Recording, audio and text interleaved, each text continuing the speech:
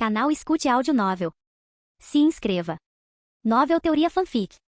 Naruto, a lenda de Wagakure. Capítulo 41. No dia seguinte, Ishiro não visitou a unidade de barreira. Em vez disso, juntou-se novamente à equipe 5. Reunindo-se novamente no salão da missão, Ishiro percebeu imediatamente que toda a atmosfera de Tanaka havia mudado. Tanaka vinha de um clã shinobi com um regime de treinamento rigoroso. Eles forneciam refeições nutritivas para nutrir a geração mais jovem, mas não jutsu ilimitado. Para aprender jutsu, cada criança tinha que usar seus próprios méritos ou créditos de missão em troca. Uma vez obtidos, os anciões do clã transmitiam instruções específicas e experiência de combate relevante. Assim, após sua recente pausa, Tanaka completou seu aprendizado da técnica de cintilação corporal e a praticou o suficiente para aplicá-la em combate real, aumentando significativamente sua autoconfiança. Ishiro, por sua vez, havia passado 20 dias se concentrando no desenvolvimento avançado de ninjutsu. Shoulyara, no entanto, era quem se sentia ofuscado. Durante todo o primeiro ano no time 5, Shoulyara fora o principal causador de dano da equipe, sempre na linha de frente. Seja em combate 1 contra 1 ou em grupo, ele era a âncora. Mas ao retornar desse intervalo, ele viu a aura em torno de Ishiro e Tanaka, ambos aparentemente haviam se destacado. Durante os próximos dias em uma missão de nível C, eles concluíram o trabalho sem problemas. Percebendo a mudança na dinâmica do grupo, Ketsushi decidiu reuni-los em um campo de treinamento para uma rápida reavaliação. Parado diante deles no campo de treinamento, Ketsushi disse: "Fizemos aquela missão de rank C com facilidade, mas, enquanto isso, Ishiro se tornou um Chunin e estudou intensamente, enquanto Tanaka completou cintilação corporal. As habilidades de todos mudaram. Precisamos acompanhar o progresso uns dos outros. Vamos fazer alguns testes." Olhando para os três, Ishiro e Tanaka pareciam ansiosos, enquanto Shoulyara parecia um pouco tenso. Kitsushi continuou. Primeira rodada, Ishiro contra Shoulyara. Ao ouvir isso, o espírito de Shoulyara se inflamou. "Não posso perder aqui de jeito nenhum", pensou. "Sou a linha de frente da equipe. Se um ninja de combate corpo a corpo como eu já for superado por Ishiro, continuarei ficando para trás. Seria um fardo." Ishiro, por outro lado, sentia-se bastante relaxado. Antes do exame Chunin, Kitsushi havia ensinado Ishiro enquanto Shoulyara assistia, então Shoulyara testemunhou todas as novas táticas de Ishiro. Nesses duelos de treino, Ishiro nunca o derrotou. Mas depois desses últimos 20 dias, Ishiro estava confiante de que havia melhorado o suficiente para virar o jogo. Eles trocaram o selo de confronto e começaram.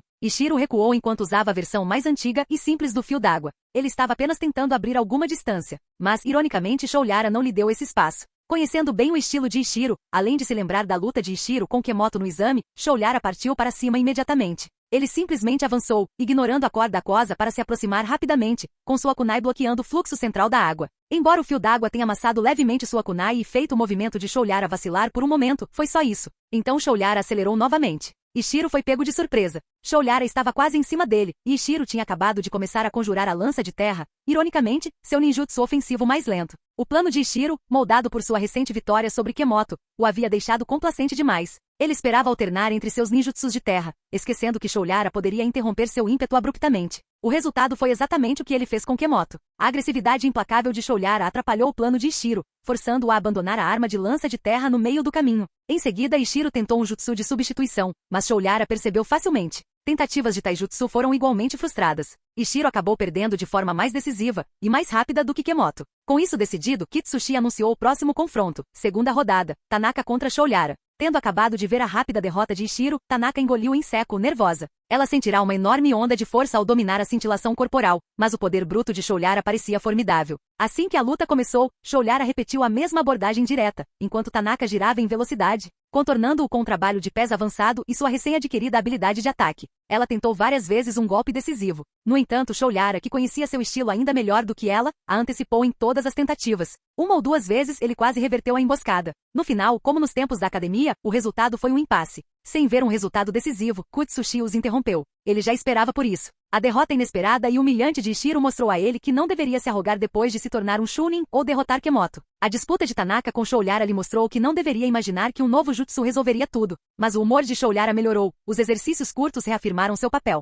O objetivo de Kitsushi foi alcançado. 3 dias depois, quando o ânimo de todos estava novamente saudável, a equipe 5 se reuniu no salão da missão para uma tarefa de nível B. O novo alvo era caçar um renegado de nível médio chamado Aoyan, um shinobi que havia desertado nos últimos meses da guerra. Ele já havia sido líder de esquadrão, mas se esquivou de uma missão de alto risco por medo, causando o fracasso da missão. Então, com medo da punição, Aoyan fugiu, tornando-se um Nukenin. Muitos renegados como ele surgiram no pós-guerra. Muitos estavam sob imensa pressão. Um bom número era Jounin, mas a maioria era Chunin. Agora que o conflito havia terminado, alguns ressurgiram nas sombras para trabalho mercenário, na esperança de sobreviver. E Vagakuri mantinha uma rede para rastreá-los, publicando discretamente missões de nível B para eliminá-los. Aoyan aparentemente estava no mercado negro da Terra do Som. Possivelmente já tivesse ido embora, então a perseguição poderia ser longa, possivelmente infrutífera. Se a missão falhasse, a vila não os penalizaria. Isso é normal em caçadas como essa. Após ler as informações, Ketsushi deu aos 3 meia hora para se prepararem. Então, no portão da vila, eles se reagruparam. Após preencherem seus formulários de partida, a equipe 5 partiu.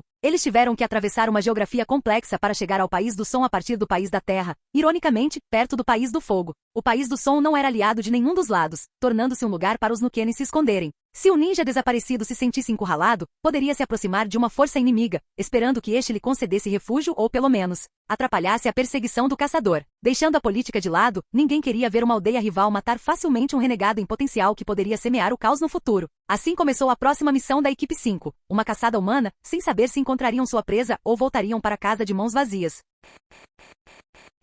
Capítulo 42. A equipe 5 deixou a Terra da Terra em missão pela primeira vez. Cientes da dureza do mundo Shinobi, os 3 novatos estavam mais tensos do que curiosos. Assim que saíram da fronteira da Terra e entraram na terra de Taki, todo o grupo ficou em silêncio. Mesmo sem as ordens de Kitsushi, eles instintivamente começaram a se comunicar por sinais de mão. Enquanto viajavam por Taki, eles se moviam com muita cautela. Todas as noites, eles se agachavam, recusando-se a vagar por ali após o anoitecer. Não se hospedavam em pousadas e evitavam grandes cidades, fazendo apenas paradas rápidas em pequenas vilas para se abastecer. Essa rotina ansiosa continuou até chegarem aos arredores do mercado negro oculto na Terra do Som. Seguindo as informações obtidas nos dados da missão, eles localizaram um oco de árvore onde o agente havia deixado uma mensagem. Reunindo-se, os 4 se revezaram na leitura. Kitsushi fez sinal para Ishiro analisar as informações. Ishiro, que não falava muito nos últimos dias, pigarreou suavemente e começou. Até o momento, o informante não enviou novas atualizações. Isso sugere, supondo que o informante não esteja comprometido, que Aoyan nunca retornou a este mercado negro. Há 2 possibilidades. Aoyan aceitou uma missão que não se limita à Terra do Som. Poderia ser uma tarefa transfronteiriça, então ele não precisaria voltar para cá. 2. Ele ainda está em sua missão e ainda não terminou. No primeiro cenário, não podemos fazer muita coisa. Se for o segundo, teremos que esperar por aqui procurando. Mas estar tão perto de um grande mercado negro significa que muitos ninjas mercenários errantes passarão por aqui. Se tentarmos controlar todos os ninjas que passam, inevitavelmente entraremos em conflito. Independentemente do resultado, falharemos em nossa missão. Ele fez uma pausa para ver as reações deles e então continuou. Então, por questões de segurança, só podemos escolher uma rota provável que Aoyan possa usar e armar uma emboscada. Isso reduz drasticamente nossa probabilidade de sucesso. Ele olhou para os outros 3. Os outros assentiram. Tanaka disse, Aoyan é apenas um Chunin. Tarefas transfronteiriças em larga escala parecem improváveis. Temos uma boa chance se esperarmos. Ishiro e Shoulyara concordaram. Ishiro acrescentou. Ele saiu do mercado negro indo para o Nordeste, então vamos explorar a região e escolher um lugar para nos escondermos. Com isso decidido, os 4 avançaram em formação de busca rumo ao Nordeste. Como não ousavam chamar a atenção, passaram metade do dia explorando a área próxima ao mercado negro. Por fim, escolheram uma pequena colina como ponto de emboscada. Daquela posição privilegiada, o ninjutsu sensorial de Ishiro conseguia detectar movimentos a quilômetros de distância, além de o terreno aberto a Nordeste permitir que observassem quem entrava e saía do mercado negro. A partir de então, Kitsushi, Tanaka e Shoulyara se revezaram em vigilância, examinando a distância. Sempre que avistavam alguém, faziam um sinal para Ishiro, que rapidamente detectava se havia alguma assinatura de chakra de alto nível. Se não fosse uma presença de nível Jounin, eles se aproximavam para observar. Caso contrário, mantinham-se afastados. Eles mantiveram essa vigilância por 5 dias inteiros. Durante esse tempo, bem mais de 100 grupos, talvez 300 a 400 indivíduos, passaram. Alguns grupos tinham apenas 1 ou 2 homens, outros tinham dezenas ou mais. Da perspectiva de Ishiro, pelo menos uma dúzia de recém-chegados continham a presença de chakra de nível Jounin, momento em que o time 5 os evitou. Mas ainda eram de nível Chunin, bem mais de 100. Surpreendentemente, havia menos genins. Esse padrão de muitos ninjas capazes em um pequeno estado derrubou os preconceitos anteriores de Ishiro sobre países menores e reforçou o quão perigoso o mundo Shinobi realmente era. Passar 5 dias assim significou que Ishiro usou seu ninjutsu sensorial mais de 100 vezes. Embora cada sensoriamento durasse apenas um curto intervalo, isso desgastava mentalmente. Felizmente, a energia mental era seu forte, então ele resistiu. De acordo com o plano, eles fariam isso por 10 dias. Se Aoyan não aparecesse, eles abortariam a missão. Mas naquele dia em particular, Tanaka avistou uma equipe de 3 se aproximando do Nordeste. Como de costume, ela informou Ishiro, que iniciou um ninjutsu sensorial assim que eles se aproximaram. Nos últimos dias, a percepção de Ishiro sobre os diferentes sabores de chakra havia aumentado. Shinobi sem transformações de natureza emitiam uma vibração suave. Aqueles que haviam aprendido uma natureza elemental demonstraram uma sensação distinta. A água parecia suave. O fogo era quente. A terra parecia pesada. O relâmpago deu um leve choque. O vento causou uma leve sensação de picada. Alguns shinobi como Kitsushi possuíam múltiplas naturezas, e Shiro sentia múltiplas cores sobrepostas. Agora, sentindo esses três recém-chegados, Ishiro notou que um era de nível Jounin, com natureza dual vento-água predominantemente água. Outro era Chunin ou Chunin médio-baixo, sem grande afinidade. Mas o chakra do terceiro estava extremamente frio, assustando Ishiro o suficiente para que ele parasse para verificar novamente. Imediatamente, o terceiro shinobi pareceu notar a sondagem de Ishiro e o chakra preparado. Ishiro percebeu que havia sido pego. Rapidamente virou-se para seu esquadrão. Fomos expostos, vamos recuar para a zona de armadilhas. Explico no caminho. Sem hesitar, os 4 partiram silenciosamente, correndo para um local repleto de armadilhas de arame escondidas. Durante a corrida, Ishiro resumiu. Há 3 shinobi. Um é um Jounin com natureza dual água-vento predominantemente água. Um é um Chunin médio-baixo. O outro, sinto uma aura gélida em seu chakra. Provavelmente um usuário da linhagem de gelo. Os 3 companheiros reagiram gravemente. Um Jounin e um usuário de linhagem representavam problemas.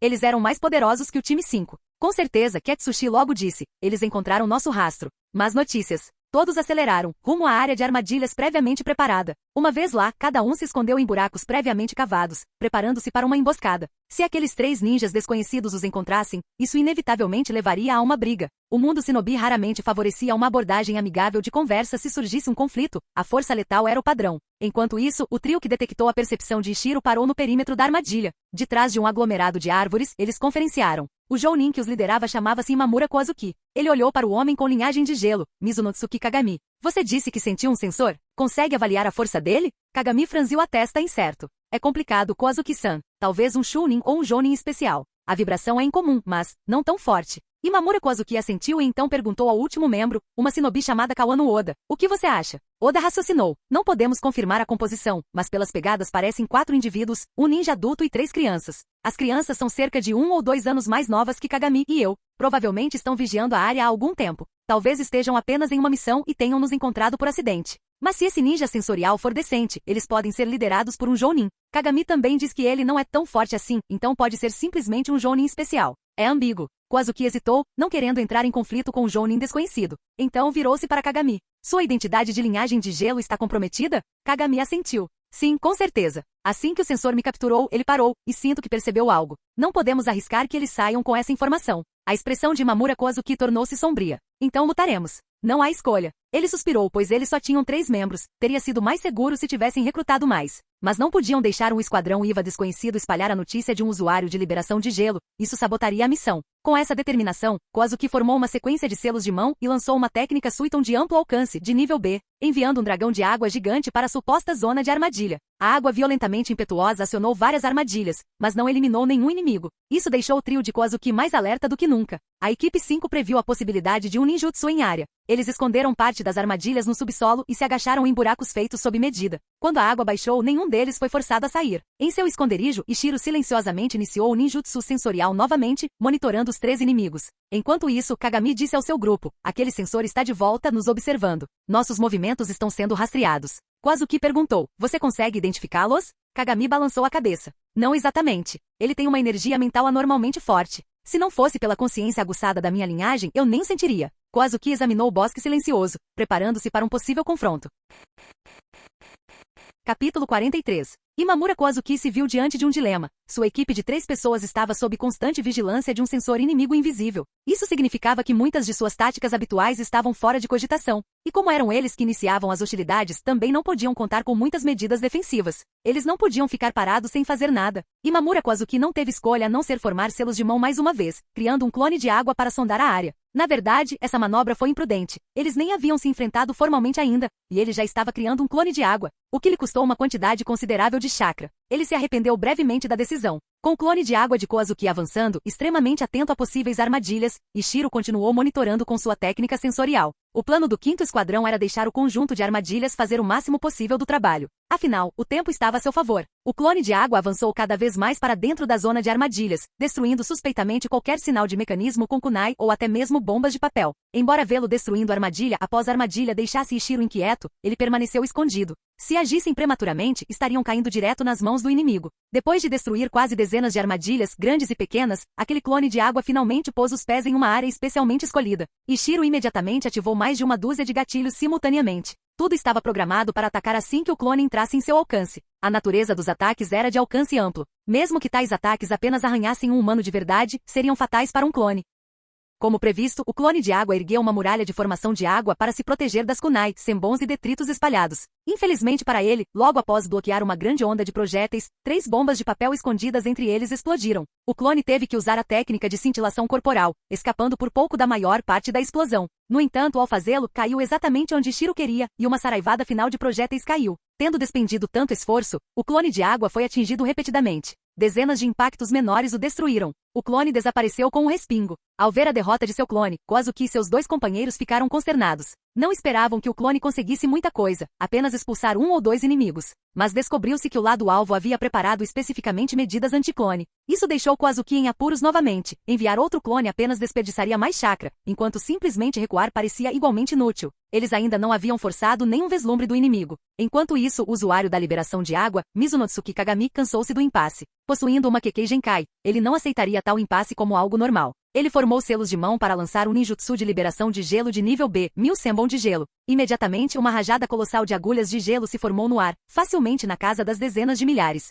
Da posição privilegiada do sensor, Ishiro ficou alarmado. O jutsu de Kagami demorou a começar, mas a escala era assustadora. Uma única técnica de nível B havia produzido uma verdadeira tempestade de projéteis de gelo. Ele gritou para o resto do time 5 se preparar, número 4, e então, apressadamente, ergueu uma placa de ferro para proteger a cabeça. Um instante depois, dezenas de milhares de agulhas de gelo atingiram toda a zona de armadilhas. Se fosse um suiton de área ampla, a maioria teria perdido o impulso ao atingir o solo. Mas agora cada uma dessas agulhas de gelo se cravava profundamente na terra, cada uma enterrando-se a dezenas de centímetros de profundidade. As armadilhas da equipe 5, metade delas instaladas abaixo do nível do solo, foram todas aniquiladas por aquele granizo lancinante. Embora os 4 estivessem preparados, eles rapidamente pegaram suas placas de ferro ou se esconderam atrás de uma cobertura de pedra. A situação ainda revelava sua localização. Mizunotsuki Kagami, controlando o ninjutsu, conseguia sentir a resposta sutil dos impactos das agulhas e deduzir onde eles precisaram se proteger. Com a rede de armadilhas destruída, os 4 não viam sentido em permanecerem deitados. Eles emergiram de seus esconderijos. De fato, Kozuki não cedeu, lançando um suiton de rank B, onda explosiva de água colidindo nas posições recém-expostas. Mas Kitsushi, graças ao aviso oportuno de Ishiro, estava preparando um jutsu. O número 4, anterior de Ishiro, se referia a códigos pré-estabelecidos. Logo após o fim da tempestade de gelo, o esquadrão saltou para fora de seus buracos. Enquanto Kitsushi golpeava com as 2 mãos no chão com uma liberação de terra de nível B, rampa do fluxo de terra. O chão sob seus pés formou um pequeno monte de terra a alguns metros de altura, elevando-os à força acima da maré de Kozuki. A onda de água de Kozuki atingiu com força a colina artificial, espalhando pedaços de terra, mas depois disso perdeu o ímpeto. Percebendo que uma única onda estava longe de ser suficiente, Kozuki franziu a testa. Aquela técnica exigia uma quantidade considerável de chakra, e se aquele inimigo invisível fosse um jounin, a situação só pioraria. Finalmente, do alto de sua pequena colina, o time 5 avistou o trio inimigo. O adulto era presumivelmente Kozuki, enquanto os outros 2, Kagami e Kawano Oda, estavam ao lado dele com os olhos fixos. Kitsushi se adiantou para confrontar Kozuki, deixando Kagami e Oda para enfrentar Ishiro, Tanaka e Shoulyara. Nenhuma palavra foi trocada. Num piscar de olhos, Kozuki e Kitsushi se enfrentaram. Enquanto isso, Kagami e Oda subiam a pequena colina.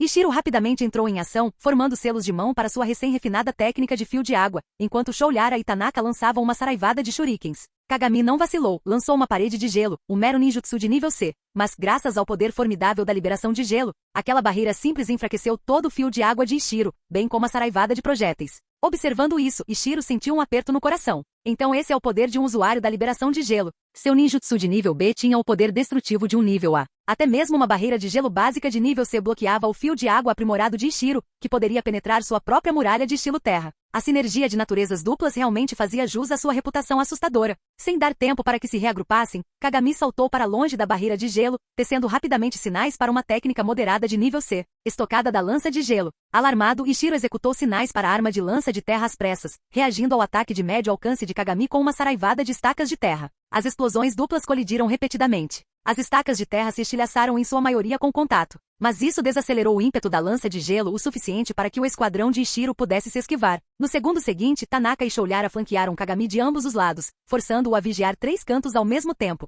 Percebendo que Tanaka, que se movia rapidamente, era a mais perigosa, Kagami girou ligeiramente para acompanhá-la. No entanto, ele rapidamente identificou Shoulyara, mais lenta e sem ninjutsu complexo, como a mais fácil de matar. Preparando-se, Kagami fez um gesto para Oda coordenar e avançou.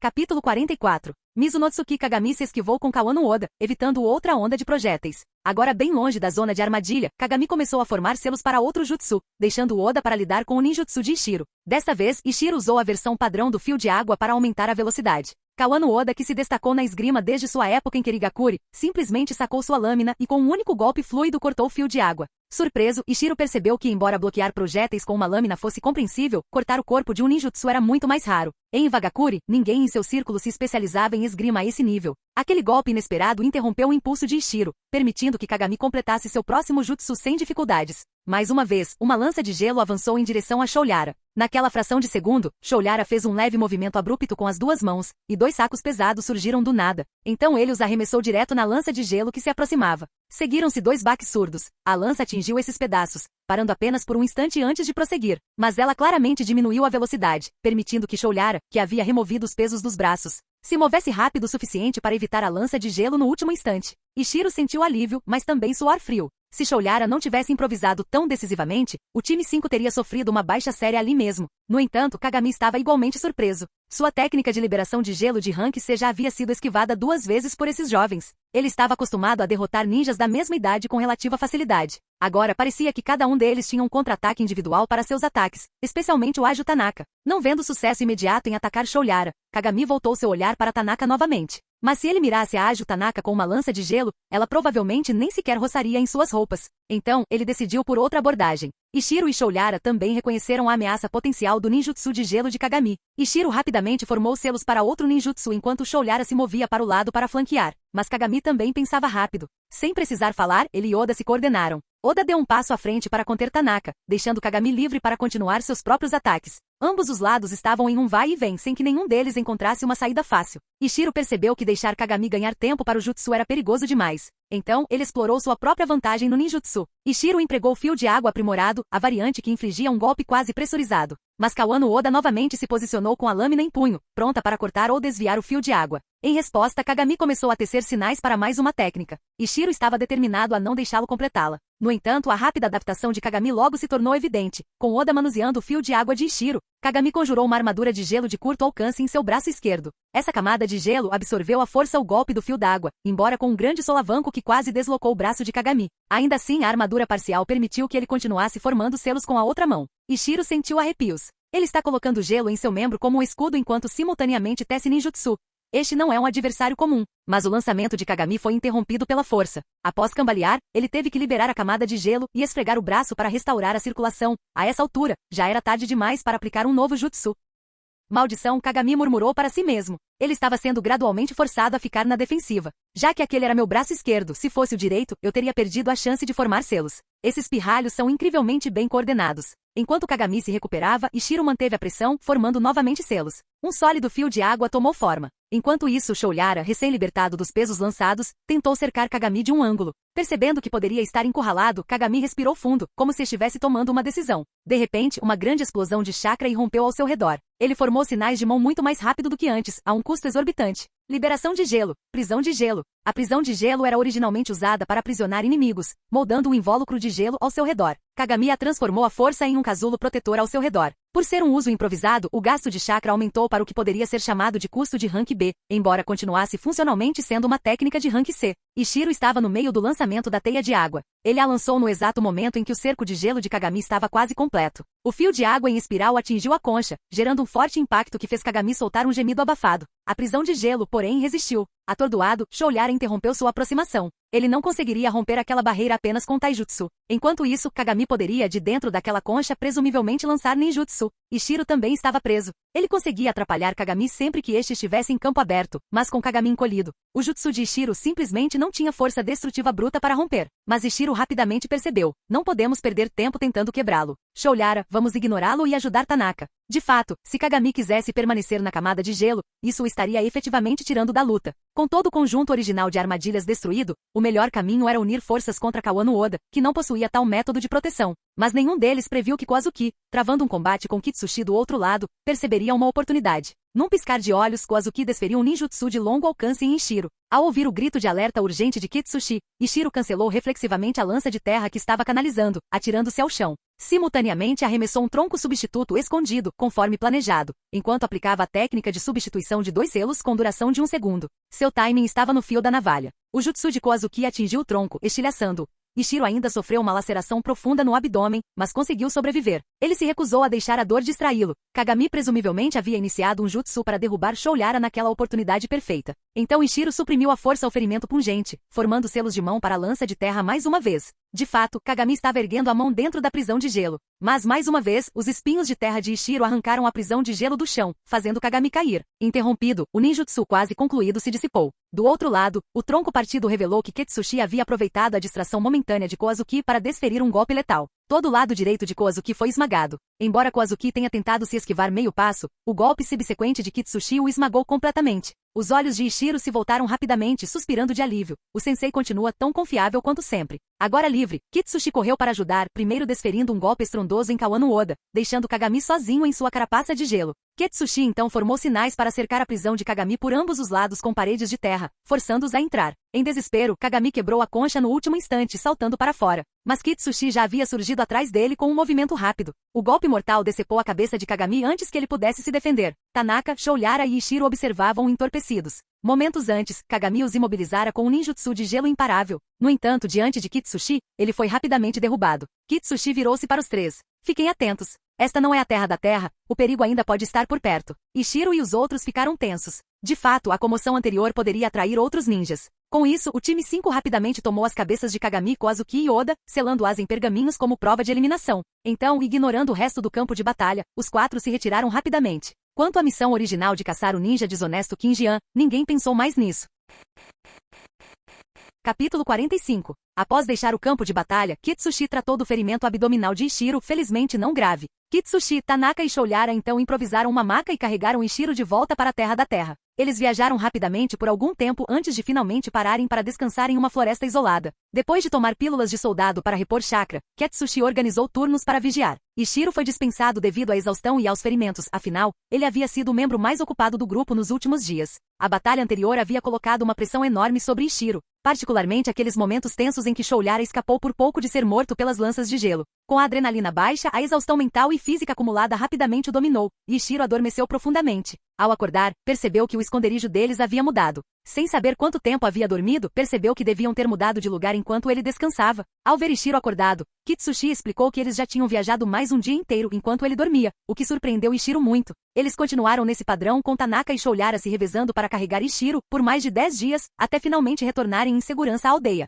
Àquela altura, os ferimentos de Ishiro já estavam quase curados. Dada a gravidade inesperada da missão, Kitsushi decidiu que a equipe 5 merecia uma pausa de 10 dias para descansar e digerir suas experiências. O próprio Kitsushi levou os pergaminhos lacrados contendo os restos mortais de seus inimigos diretamente ao escritório do Tsuchikage. Como a vila extraía informações do Shinobi da névoa não era mais problema de Ishiro. Em vez disso, ele decidiu usar o intervalo de 10 dias para lidar com o acúmulo de coisas que havia deixado de lado. De fato, Ishiro tinha muito o que fazer. O principal deles era retornar para ajudar nas pesquisas da divisão de barreiras. Dado seu ferimento recente, fazia sentido focar em técnicas de selamento em vez de treinamento físico extenuante. Depois de descansar em casa por uma noite, Ishiro foi direto para a divisão de barreiras na manhã seguinte. Ele revisou cuidadosamente as últimas descobertas da divisão e participou de vários experimentos de selamento, garantindo que sua técnica de selamento permanecesse aguçada. Infelizmente, 5 dias se passaram num piscar de olhos. Sentindo-se fisicamente recuperado, Ishiro voltou ao treinamento físico. Uma vez recuperado, ele foi até a central de inteligência da vila para usar seus pontos de contribuição para obter informações sobre Kekkei Genkai.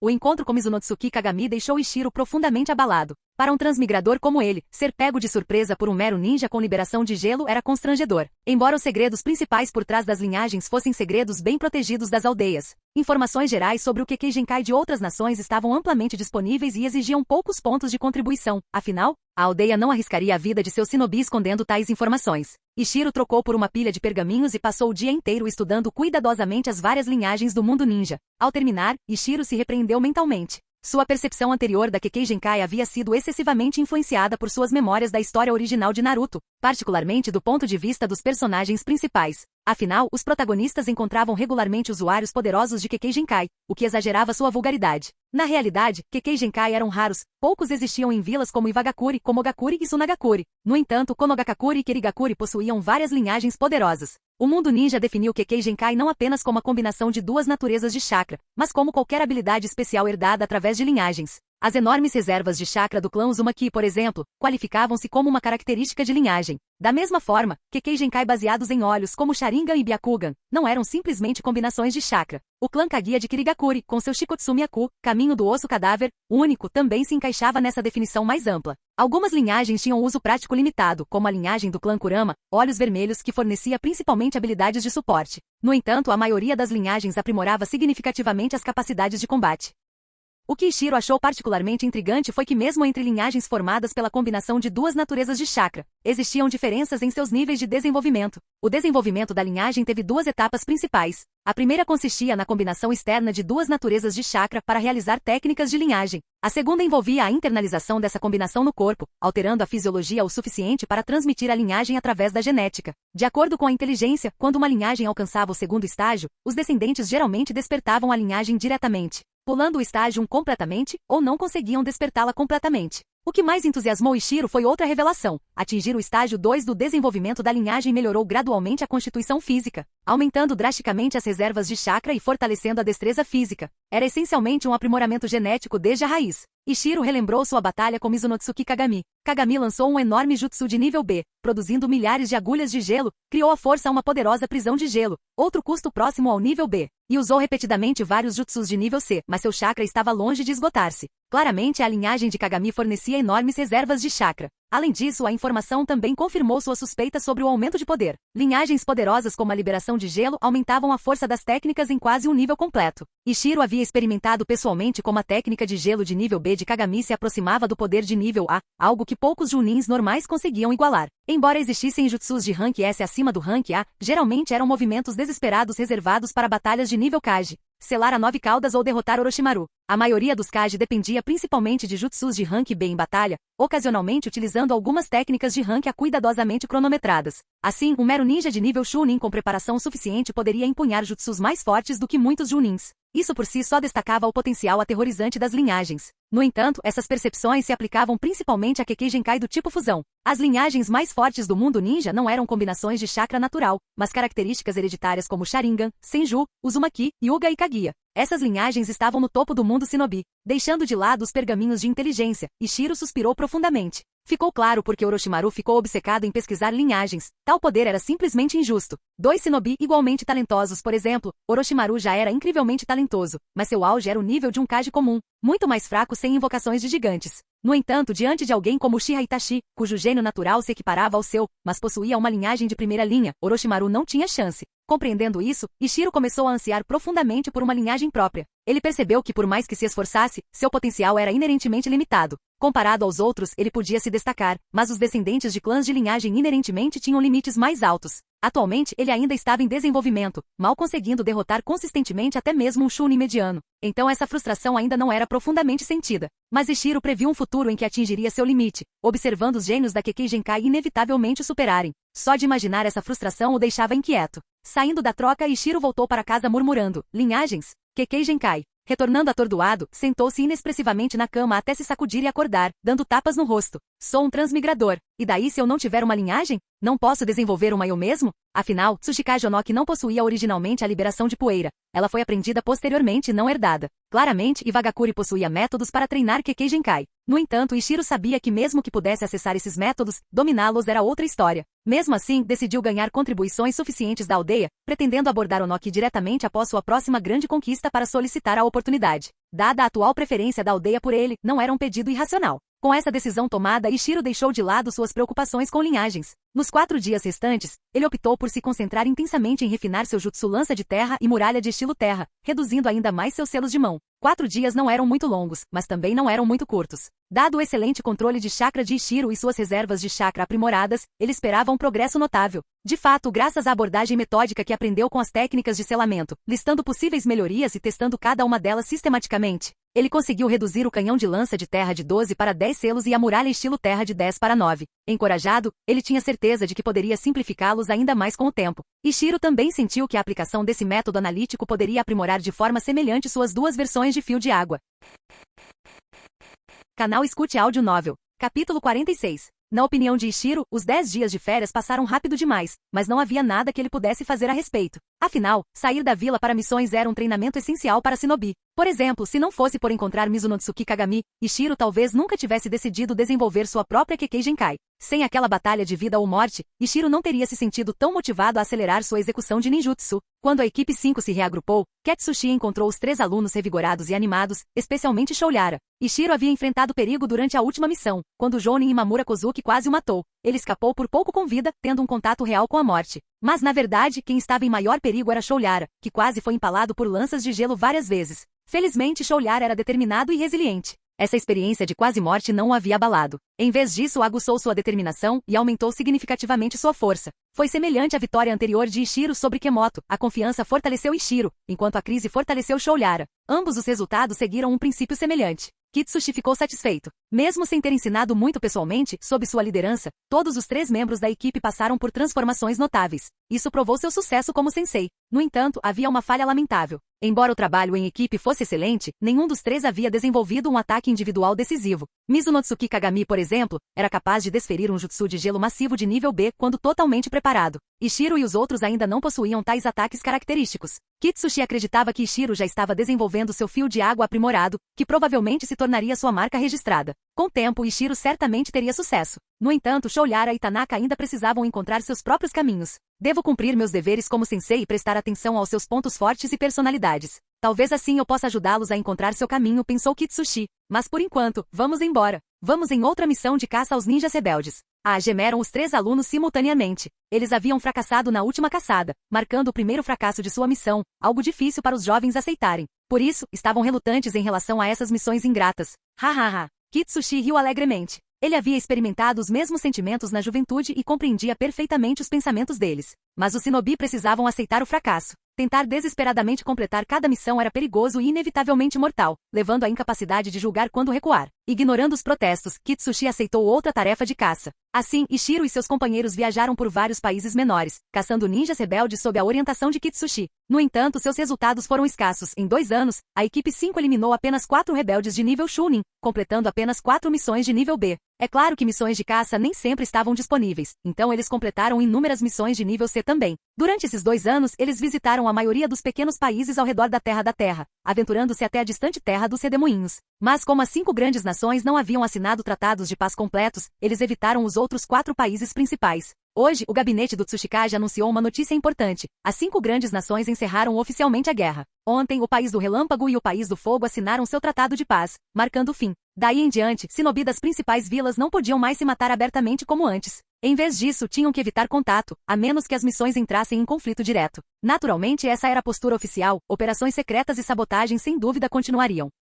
O mundo ninja entrou em um período de paz e recuperação. No entanto, com base nas 2 grandes guerras anteriores, essa paz não duraria. A guerra recém-concluída havia plantado inúmeras sementes de ódio. Havia muitos órfãos de guerra como Ishiro. Inúmeras crianças já haviam decidido se tornar shinobi por vingança. Embora a paz tivesse chegado, todas as nações estavam agora avaliando os danos da guerra. Konoha sofreu as maiores perdas entre os shinobi comuns, enfraquecendo severamente suas forças. Isso explicava por que as outras nações hesitaram em assinar tratados de paz. Todos sentiam que Konoha estava quase derrotada. Qualquer nação disposta a atacar poderia ter destruído Konoha. Mas a desconfiança mútua impediu a ação, forçando-os a uma paz relutante. No entanto, o poder da elite de Konoha não havia diminuído. Nenhum shinobi de nível Kage morreu. De fato, a guerra deu origem aos Sannin lendários. Mesmo assim, Tsunade se desiludiu após repetidas tragédias e deixou Konoha logo após o desastre de Uzushogakure. Com a partida de Tsunade e o desaparecimento de Jiraiya, o estado de guerra persistiu. Inicialmente, Jiraiya se recuperou no Monte Myoboku, retornando posteriormente à Terra da Chuva para orientar 3 discípulos. Só agora, 3 anos depois, Jiraiya finalmente retornou a Konoha.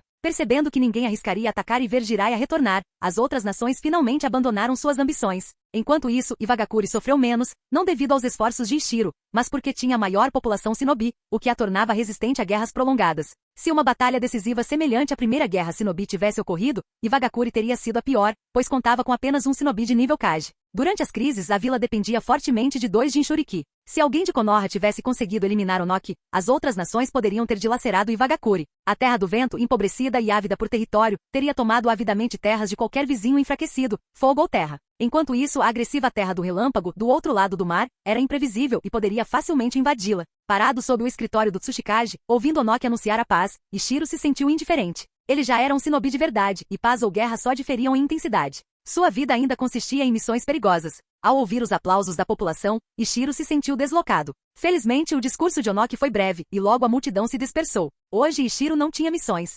Shoyara e Tanaka logo fariam os exames Chunin, o que significava que a equipe 5 logo se dissolveria. Sua própria transferência permanecia incerta. Talvez ele liderasse um esquadrão, ou talvez recebesse tarefas especializadas. Vou visitar a divisão de barreiras, decidiu Ishiro. Depois de 2 anos, a pesquisa parecia finalmente se aproximar de um avanço. Ao longo desses 2 anos, Ishiro visitou ocasionalmente a divisão de barreiras, embora não participasse mais ativamente, apenas revisando novos dados e ideias. No momento, a divisão conduzia um experimento crucial, com a expectativa de decifrar um fragmento da fórmula de selamento do domínio do fogo. Eles previam um avanço em breve. Embora vários experimentos anteriores tivessem falhado, os ajustes haviam mostrado sinais promissores. Ishiro havia fornecido 2 fragmentos, um para absorver energia natural e outro para gerar liberação de fogo de forma autônoma. O experimento promissor atual envolveu a absorção natural de energia. Devido aos riscos inerentes, ocorreu em um vale fora da vila, com a Ambu guardando o perímetro. Ao entrar no vale, Ishiro obteve acesso facilmente. Ele era um visitante frequente com a aprovação de Onoki. Surpreendentemente, Ishiro viu o próprio Onoki presente, sem saber se ele tinha acabado de chegar do escritório do Tsuchikage ou se quem falou antes era um clone. Ninguém prestou muita atenção a Ishiro. Ele revisou as tabelas de dados e perguntou ansiosamente ao Capitão Mizuhara. Capitão Mizuhara, com base nos dados, da última vez pareceu bastante estável. Será que vai dar certo desta vez? Mizuhara sentiu silenciosamente, ainda mais nervoso que Ishiro. Enquanto Ishiro havia se transformado em um shinobi com foco em combate, Mizuhara era apenas um especialista em selamento que havia se dedicado imensamente a este projeto. Uzumaki Yumi, que estava por perto, explicou abertamente. A probabilidade de absorver energia natural com sucesso é alta. Mas ontem alguém levantou uma nova preocupação. O que acontece com toda essa energia natural acumulada depois? Ela poderia se acumular indefinidamente, explodindo de repente? Ishiro ponderou brevemente. De fato, tendo separado a força técnica do domínio do fogo, a energia natural originalmente destinada a alimentar o fogo ficou sem saída. Incapaz de elaborar uma solução imediatamente, Ishiro decidiu observar atentamente e se adaptar adequadamente. Logo, mais de uma dúzia de especialistas em selamento ativaram simultaneamente a formação de selamento reconstruída, baseada no fragmento domínio do fogo. Ishiro estimou que ela havia atingido a complexidade de nível a algo que nenhum shinobi em Iwagakure conseguiria realizar sozinho. Um membro da Ambu estava ao lado de cada especialista, pronto para intervir caso a energia natural se tornasse instável. Logo após a ativação, Onoki reagiu visivelmente. Ao perceber isso, o coração de Ishiro se agitou de excitação. Será que finalmente estava funcionando? Ansiosamente, Ishiro agachou-se e iniciou seu ninjutsu sensorial. Infelizmente, suas habilidades ainda eram limitadas. Mesmo agora, assim que o experimento começou, ele ainda não conseguia sentir nada. Capítulo 47. Ishiro não se apressou. Ele esvaziou sua mente e lentamente expandiu seus sentidos, observando cuidadosamente os arredores através de seu ninjutsu de percepção. Onoki notou Ishiro usando técnicas sensoriais, mas não se preocupou, embora estivesse levemente surpreso. Parecia que a força espiritual do garoto havia crescido consideravelmente nos últimos anos. Depois de algum tempo, à medida que a energia natural dentro da área de selamento se acumulava, Ishiro finalmente notou algo distinto. Ele já havia sentido muitos tipos de chakra, mas nunca havia sentido verdadeiramente a energia natural. Desta vez, com a percepção focada, ele sentiu claramente a diferença. Dentro de sua percepção, uma energia tranquila e calmante se acumulava lentamente dentro da área selada. Sua sensação era completamente diferente de outros tipos de chakra que ele conhecia. Embora a energia fosse tênue, Ishiro sentiu claramente sua natureza poderosa. Esse poder não era simplesmente uma questão de força bruta, mas sim de qualidade superior. O chakra tinha níveis diferentes. O chakra inicial de um shinobi era fraco, resultando em efeitos comuns de jutsu. Mas com treinamento contínuo, fortalecimento da força de vontade e aprimoramento físico, o chakra se tornou mais puro, resultando em maior poder. Por exemplo, o chakra de um jounin sempre pareceu mais forte para Ishiro do que o seu. Mizunotsuki Kagami detectou Ishiro justamente porque o chakra de Kagami era de qualidade superior. Mas agora, a energia natural na área de selamento, apesar de fraca, parecia muito superior, superando em muito até mesmo a Kekkei Genkai, como a liberação de gelo, ou o chakra de Jounin. Parecia até mais forte do que o chakra de Tsuchikage Onoki, que estava por perto. Onoki também sentiu a formidável energia natural. Em seu nível, ele podia dizer claramente que essa energia poderia de fato ser controlável. Com sua quantidade e qualidade de chakra, ele acreditava que absorver pequenas quantidades de energia natural era viável, desde que pudesse controlá-la e fundi-la adequadamente. Mas simplesmente suprimi-lo não bastaria. A verdadeira fusão era o objetivo. Alcançar a fusão significaria se tornar algo semelhante à forma posterior de Jiraiya, um sábio. Pensando em Jiraiya, o sábio sapo, Ishiro teve uma ideia, mas rapidamente a deixou de lado. Não era o momento para tais pensamentos. Por enquanto, era mais importante vivenciar e compreender a fundo a energia natural. Usando seu ninjutsu sensorial, Ishiro sentiu-se imerso no abraço da natureza, experimentando uma sensação reconfortante, como se a mente e o corpo estivessem sendo purificados. Sem perceber, um sorriso relaxado se formou em seus lábios. Depois de um tempo, a densidade natural de energia aumentou significativamente. Ishiro abriu os olhos e percebeu que conseguia senti-la facilmente mesmo sem foco total. Ele olhou para a dúzia de shinobi que mantinham a formação de selamento, aliviado ao ver que nenhum deles parecia desconfortável. O primeiro passo havia sido bem sucedido. Em seguida, eles precisavam garantir o controle dessa formação de selamento. O ideal seria atingir 3 objetivos. Primeiro, controlar a taxa de acumulação de energia natural e, se possível, interrompê-la livremente quando uma certa densidade fosse atingida. Segundo, permitir que os shinobi que mantinham o selo girassem perfeitamente conforme seu chakra se esgotasse. E terceiro, eventualmente fazer uso prático dessa energia natural. O terceiro objetivo era o objetivo final, mas não era urgente. Os 2 primeiros eram mais cruciais. Entendendo isso claramente, Onoki instruiu a equipe de selamento. Bom trabalho. Agora, tentem diminuir a taxa de acumulação. Os especialistas em selamento obedeceram, reduzindo cuidadosamente a produção de chakra, tentando manter a formação enquanto diminuíam o influxo de energia. Imediatamente, Ishiro percebeu que o acúmulo natural de energia estava diminuindo. Funcionou, exclamou Ishiro, animado. Onoki sorriu satisfeito. O sucesso significava que a energia natural poderia de fato ser gerenciada por técnicas de selamento, dando grande esperança à vila. Na verdade, chegar a esse estágio já superava as expectativas iniciais estabelecidas 3 anos atrás. Mesmo que não progredissem mais, coletar periodicamente energia natural para experimentação acabaria produzindo resultados. Os esforços de toda a vila não poderiam ser insuficientes em comparação com um único shinobi como Orochimaru, não é mesmo? Sob a supervisão direta de Onoki, a divisão de barreira continuou experimentos detalhados por vários dias, finalmente alcançando o controle completo da formação de selamento. Após ajustes precisos, eles agora podiam iniciar e interromper livremente a formação de selamento e rotacionar o shinobi conforme necessário. Esse rápido progresso foi o ápice dos esforços dedicados da divisão de barreiras nos últimos 2 anos, pesquisando obsessivamente esses fragmentos. Hoje, Onoki convocou a liderança e os chefes de departamento da vila para uma reunião no local do selo. Ishiro, como defensor original do projeto, recebeu permissão especial para participar desta reunião de alto nível. O tema principal da reunião foi a utilização da energia natural coletada. No entanto, este era um território novo para todos, e nenhum plano viável surgiu inicialmente. Como observador, Ishiro sugeriu: antes de termos shinobi capazes de controlar diretamente a energia natural, poderíamos tratar esta área como um ambiente especial. Talvez permitir que ninjas, crianças ou até mesmo animais ninjas vivam aqui pudesse criar efeitos sutis ao longo do tempo. Ele continuou: as criaturas das 3 grandes terras sábias desenvolveram o jutsu sábio, provavelmente devido à exposição prolongada a ambientes ricos em energia natural. Os olhos de todos brilharam com esse pensamento. Cultivar artificialmente sua própria terra sábia de repente parecia viável. O chefe da divisão médica sugeriu rapidamente: poderíamos replicar este selo no hospital. Um ambiente natural rico em energia pode ajudar a acelerar a recuperação do paciente. Com essa inspiração, outros propuseram entusiasticamente diversas ideias. Onoki concluiu decisivamente, selecionando inicialmente alguns shinobi promissores e animais ninja benéficos para viver dentro do perímetro do selo. As crianças esperariam até que a segurança fosse verificada. Em relação ao hospital, eles começariam aos poucos, designando uma zona de recuperação especial. Consequentemente, a vila selecionou jovens shinobi talentosos e feras ninja úteis para residir nesta área selada. Ishiro se voluntariou como o primeiro residente, o que ninguém contestou, dadas suas contribuições e talento inato. Ele teria sido escolhido de qualquer maneira. Ishiro esperava pelo jutsu sábio há anos. A energia natural havia se tornado praticamente uma obsessão desde 3 anos atrás. Nos dias seguintes, Ishiro raramente saía da área selada. Como os shinobi selecionados ainda não haviam chegado, ele estava sozinho lá dentro. Presumiu que a vila queria observá-lo antes de prosseguir. Após vários dias, Ishiro não sentiu efeitos adversos. Ele usava constantemente ninjutsu sensorial para sentir a energia natural. Gradualmente, Ishiro percebeu que sua compreensão e afinidade com a energia natural poderiam ter aumentado. Era apenas intuição e possivelmente algo psicológico, mas ele sinceramente esperava que fosse real. Quando relatou suas observações a Onoki, o Tsuchikage chegou prontamente com vários conselheiros para interrogar Ishiro pessoalmente. Um conselheiro chegou a pedir recomendações sobre quais shinobi escolher para a região. Isso estimulou a imaginação de Ishiro, que se lembrou de romances de sua vida passada. Ele propôs: Lorde Tsuchikage, honoráveis conselheiros, poderíamos priorizar a seleção de shinobi de natureza calma, ou aqueles que apreciam a natureza, plantas e vida selvagem. Os conselheiros trocaram olhares, surpresos com a sugestão perspicaz de Ishiro, embora outro conselheiro lamentasse: temos muitos que são excelentes em matar, mas ninjas calmos e amantes da natureza são raros. Outra ideia ocorreu a Ishiro, que rapidamente acrescentou: então talvez tente o oposto, indivíduos extremamente violentos. Os extremos podem se inverter. Aqueles mais distantes da natureza podem sentir isso ainda mais profundamente. Onoki e seus conselheiros ficaram confusos, mas concordaram que valia a pena explorar. Onoki prontamente designou um conselheiro para executar esses planos. Por fim, Onoki perguntou a Ishiro se viver dentro da área do selo tinha algum efeito negativo. Ao ouvir a resposta tranquilizadora de Ishiro, ele ordenou que os shinobi selecionados se mudassem a partir do dia seguinte. Como perceber a energia natural não era algo que se alcançava da noite para o dia, o papel temporário de Ishiro como cobaia chegou ao fim.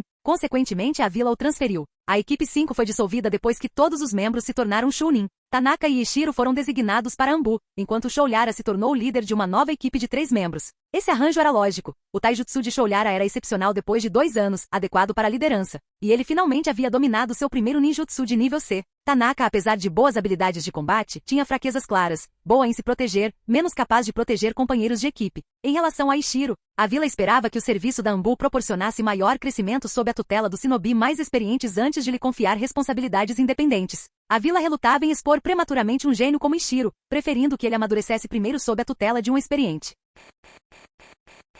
Capítulo 48. Anbu, na obra original, uma organização usada principalmente para destacar o poder dos protagonistas ou de outros personagens principais. Com exceção de um momento notável durante a invasão de Pen, a Anbu de Konoha raramente brilhou. Na maioria das vezes, a Anbu serviu como trampolim para exibir a força de personagens como Yakushi Kabuto, Orochimaru, Uchiha Itachi ou Uchiha Shizui, quebrando repetidamente as expectativas sobre esse suposto grupo de elite misterioso. Mas tendo vivido neste mundo shinobi por anos, Ishiro aprenderá muito sobre a Anbu. Todos os membros eram pelo menos de nível Chunin, e nem todos os Chunin eram qualificados para entrar. Em equipes shinobi comuns, um Chunin podia liderar, mas os capitães de esquadrão da Anbu precisavam ser pelo menos de nível Tokubetsu Jounin. Ishiro não tinha certeza de quantos agentes Anbu Iva tinha, mas estimou pelo menos algumas centenas de combatentes ativos. Os Anbu lidavam com muitas missões difíceis e delicadas, frequentemente passando mais tempo longe da vila do que dentro dela. Mesmo dentro da vila, os Anbu não usavam seus uniformes abertamente, a menos que estivessem em missão. Em vez disso, eles se misturavam aos shinobi comuns. Se em algum momento 100 Anbu estivessem presentes na vila, Ishiro concluiu que o efetivo total da Anbu deveria ser de várias centenas.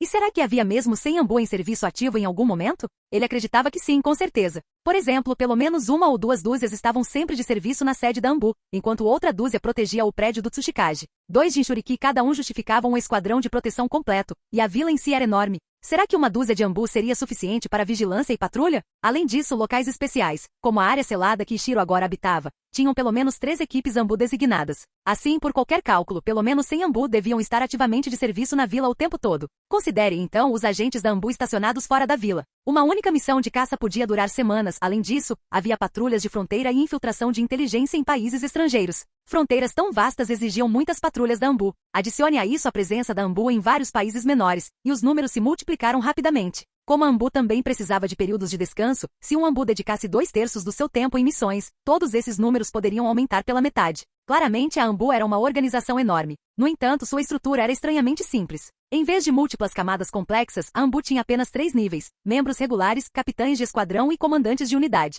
Vários comandantes da Anbu reportavam-se diretamente a Tsuchikage Onoki, cada um relativamente independente. Sob cada comandante havia vários capitães de esquadrão, criando uma hierarquia esmagadora, porém simples.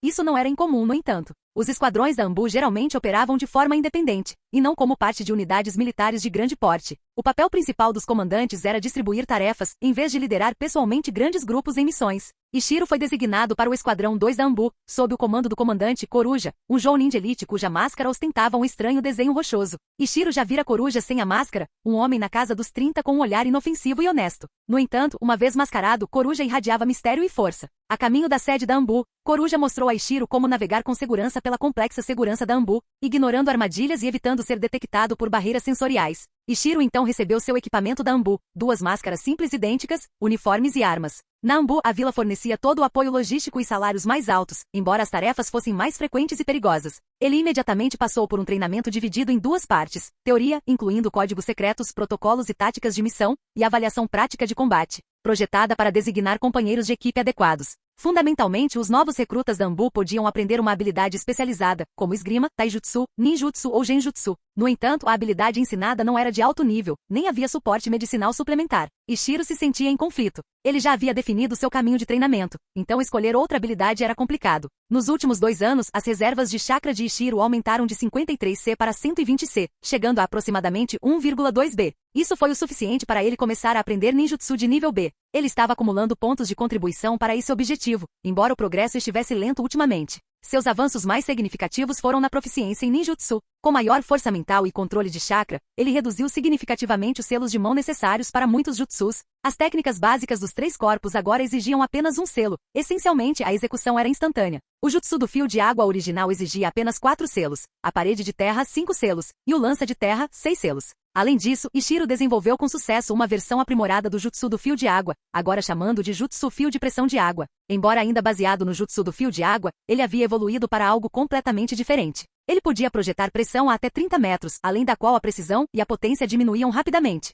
O poder deste jutsu era quase equivalente ao de nível B, consumindo aproximadamente 25 C de chakra e exigindo 7 selos de mão. Era seu ataque mais forte no momento. A velocidade dos selos de mão de Ishiro também aumentou significativamente, atingindo entre 4 e 4,5 selos por segundo. Isso significava que Ishiro podia enfrentar confortavelmente oponentes de nível Chunin à distância, subjugando-os com ninjutsu de disparo rápido. Dado seu estilo de luta estabelecido, ele estava inseguro quanto à nova habilidade oferecida pela Anbu. Se o benefício fosse um ninjutsu de nível B, não haveria hesitação, mas, infelizmente, caía em uma faixa intermediária desconfortável. Qualquer nova habilidade exigiria um tempo considerável para ser dominada, interrompendo seu cronograma de treinamento cuidadosamente planejado. Depois de alguma hesitação, Ishiro se aproximou de Coruja e descreveu sua situação, esperando por conselhos. Sem hesitar, Coruja respondeu: escolha o jutsu de cintilação corporal Shunshin no jutsu. Você é um shinobi focado em ninjutsu, então suas missões geralmente não exigem muita velocidade. Mas exceções acontecem, e com movimentos rápidos, não só as missões serão mais fáceis, como você aumentará muito sua capacidade de sobrevivência.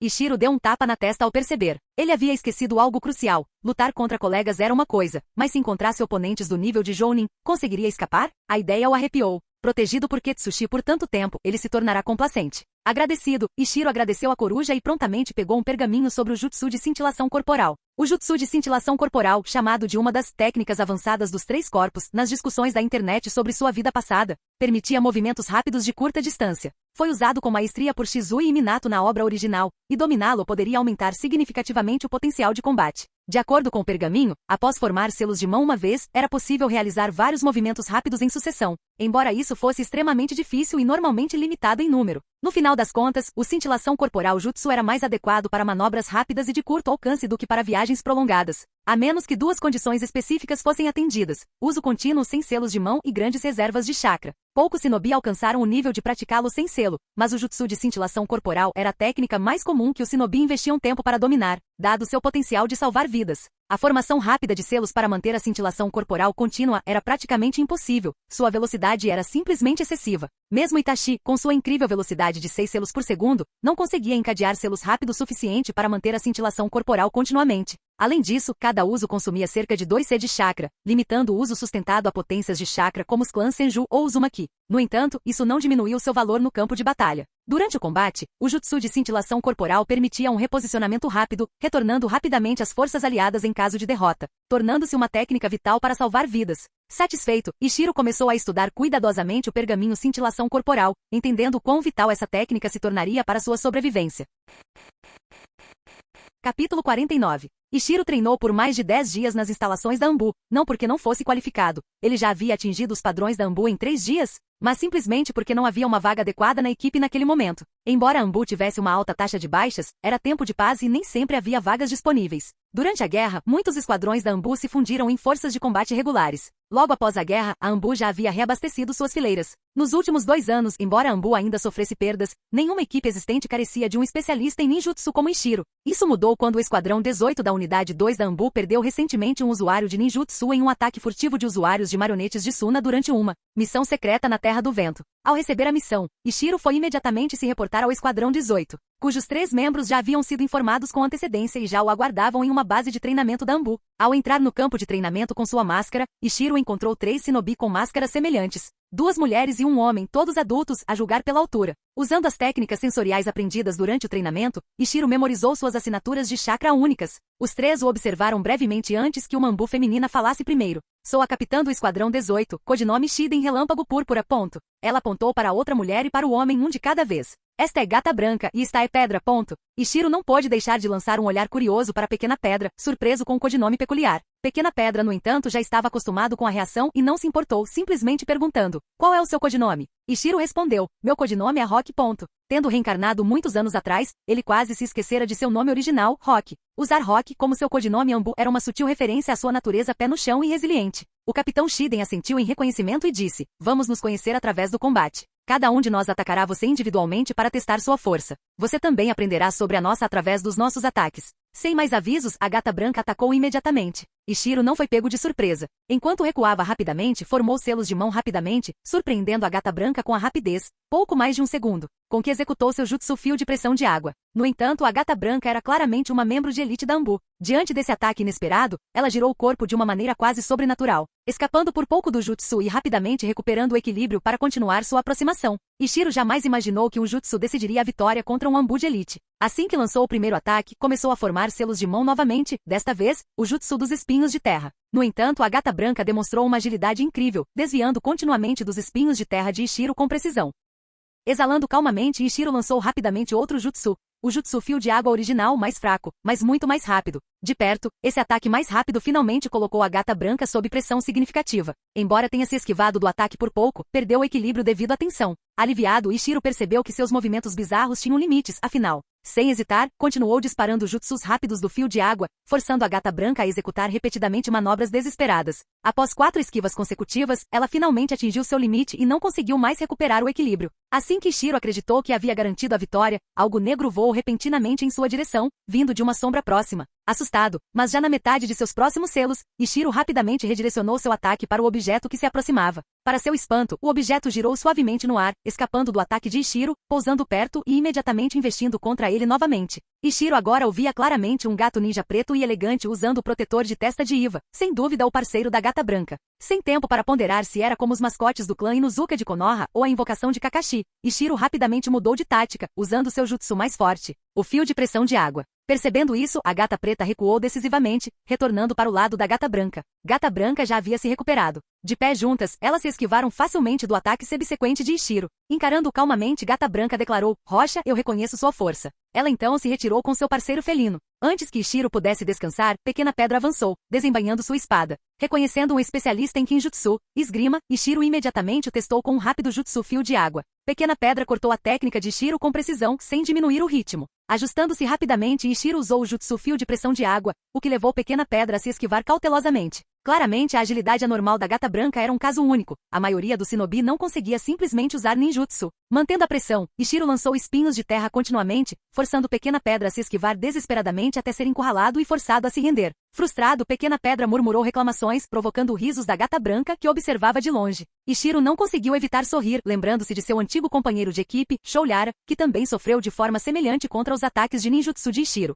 Enquanto Pequena Pedra recuava, o capitão Shiden lançou um ataque repentino. Instantaneamente alerta, Ishiro sentiu o movimento atrás de si, mas antes que pudesse completar sua volta ou selar, uma lâmina já repousava contra sua garganta. O suor escorria por sua testa. Pela primeira vez desde que se tornou um Chunin, Ishiro se sentiu completamente impotente contra outro shinobi. A capitã Shiden era claramente uma jounin do tipo veloz. Para ela, um especialista em ninjutsu como Ishiro era uma presa fácil, um golpe rápido, uma morte rápida. Mesmo depois de Shiden retirar a lâmina, o coração de Ishiro ainda disparava. Ele nunca se sentirá tão impotente nem mesmo contra Kitsushi. Embora ela tivesse atacado repentinamente, Ishiro sabia que mesmo enfrentando-a de frente, ele ainda não teria chance. Isso não significava necessariamente que Kitsushi era mais fraco, mas o estilo de velocidade de Shiden se opunha perfeitamente ao de Ishiro. Depois de se acalmar, Shiden finalmente disse: "Rock, você passou. De agora em diante, você é um membro do nosso esquadrão." Ela então removeu a máscara, fazendo com que Gata Branca e Pequena Pedra fizessem o mesmo. Compreendendo o protocolo, Ishiro também removeu a máscara. Shiden tinha uma beleza marcante e robusta, enquanto o rosto delicado e de boneca da Gata Branca a fazia parecer enganosamente mais jovem.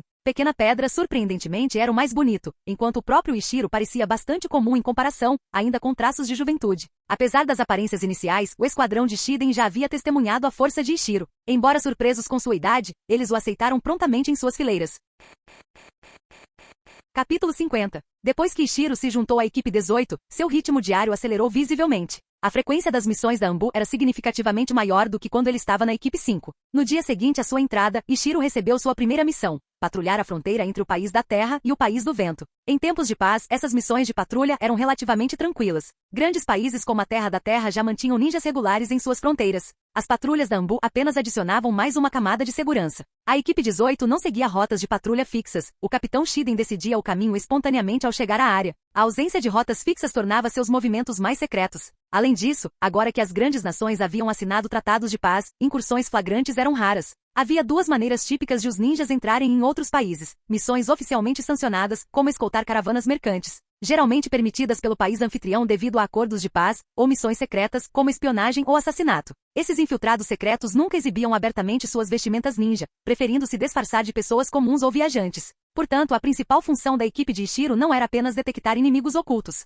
mas sim identificar espiões ou ninjas estrangeiros disfarçados de plebeus ou mercenários errantes. A equipe 18 raramente realizava tais missões de reconhecimento no passado, pois se especializava em combate direto ou caça a ninjas rebeldes. No entanto, quando Ishiro mencionou sua proficiência em sentir ninjutsu durante as apresentações, os olhos de seus novos companheiros de equipe brilharam imediatamente. Isso economizaria um esforço considerável em patrulhas. Ao saírem da vila, Ishiro, o membro mais novo, recebeu um tratamento atencioso. Inicialmente, todos acompanharam o ritmo dele. Ao notarem Ishiro praticando a técnica de cintilação corporal Shunshin ao longo do caminho, o capitão Shiden, especialista em agilidade, começou a lhe dar dicas. Infelizmente, como estavam em uma missão, Ishiro não se atreveu a consumir chakra de forma imprudente, praticando a técnica apenas umas 10 vezes antes de parar. Ao chegar à fronteira, a equipe 18 pareceu relaxar, observando casualmente viajantes ocasionais que passavam pela região. Sempre que alguém passava, o time 18 recorria à técnica de detecção de Ishiro. Ao mesmo tempo, Pequena Pedra ensinava Ishiro a identificar possíveis espiões sem usar ninjutsu de detecção. Normalmente, essas missões de patrulha duravam um mês.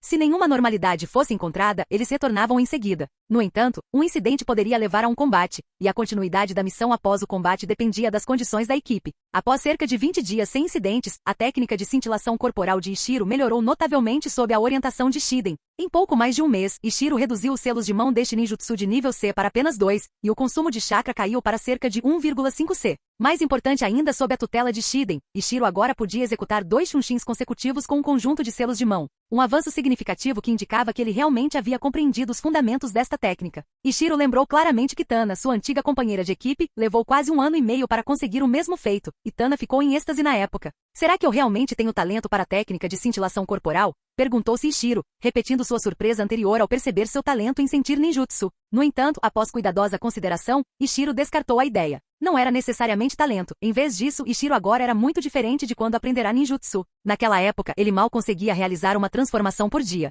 Agora, com reservas de chakra aumentadas, ele podia facilmente praticar várias vezes ao dia sem preocupações. Além disso, ele tinha a vantagem de ter um jounin habilidoso como Shiden fornecendo orientação, o que lhe permitia progredir sem encontrar obstáculos. Além disso, o controle de chakra de Ishiro havia melhorado bastante. Manipular chakras complexos agora era fácil para ele, e suas experiências anteriores simplificando e desenvolvendo jutsus aprimoraram sua capacidade de aprendizado. A combinação desses fatores permitiu que Ishiro dominasse rapidamente a técnica de cintilação corporal em menos de um mês. Essa constatação levou Ishiro a reconsiderar seu estilo de combate. Anteriormente, o chakra limitado fazia presumir que aprender novos ninjutsus era proibitivamente lento. Mas agora, com sua capacidade e controle de chakra aprimorados, talvez ele devesse expandir seu repertório. Afinal, suas técnicas atuais pareciam muito limitadas para a autodefesa. A rápida melhora de Ishiro surpreendeu seus companheiros de equipe. Embora esperassem que ele fosse habilidoso, não esperavam um progresso tão rápido. Principalmente Pequena Pedra, um especialista em espadas. Dominar a técnica da cintilação corporal aumentaria significativamente seu poder de combate. Mas seu talento mediano em ninjutsu o impedia de alcançar proficiência em combate real.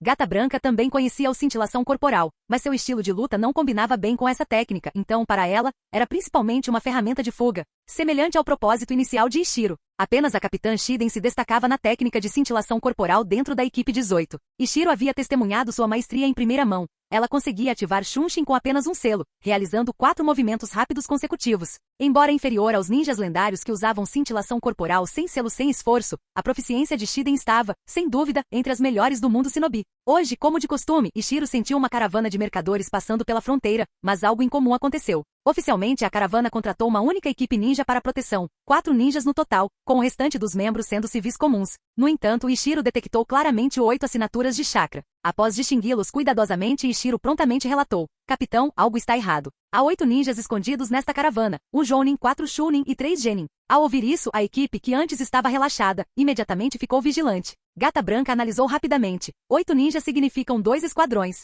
O esquadrão visível é provavelmente um Chunin liderando 3 Genins. O escondido tem um Jounin liderando 3 Chunins, provavelmente uma equipe ambu semelhante à nossa. Esta pode ser uma luta difícil. Pequena Pedra interrompeu imediatamente. Espere, embora os tenhamos descoberto, eles ainda não nos notaram. Isso é uma vantagem significativa. Não precisamos entrar em ação imediatamente. Em vez disso, vamos primeiro contatar as equipes próximas e atacar com força esmagadora. Gata Branca assentiu pensativamente, olhando para Ishiro. Verdade. Estamos a quase 1000 metros de distância. É improvável que tenham nos sentido. Shiden concordou, instruindo. Não vamos seguir muito de perto e correr o risco de sermos detectados. Vou me separar sozinho, Pequena Pedra. Você leva a Gata Branca e a pedra. Entraremos em contato separadamente com as equipes de patrulha ambu vizinhas. Nos reagruparemos aqui e depois as rastrearemos juntos. Todos concordaram, e depois que a caravana percorreu uma distância segura, a equipe 18 se dividiu em 2 grupos. O grupo de Ishiro contatou rapidamente uma equipe de patrulha próxima, coordenando-se facilmente com eles devido às frequentes interações e trocas de informações. A equipe contatada prontamente se uniu à causa da equipe 18.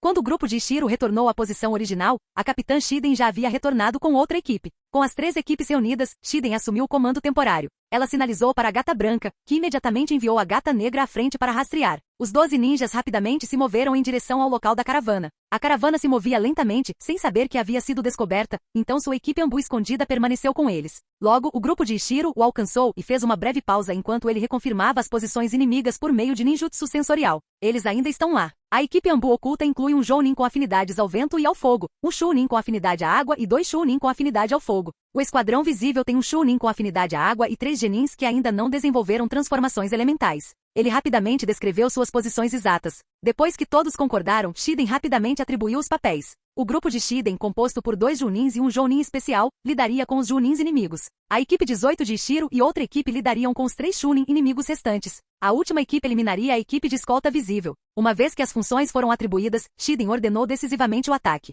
Sem hesitar, as 3 equipes avançaram em direção à caravana simultaneamente. Quanto às baixas civis, nenhum dos Ambu se importou. Fim do vídeo. Para acesso antecipado à continuação dos vídeos, ou para incentivar o canal, vire membro. Muito obrigado.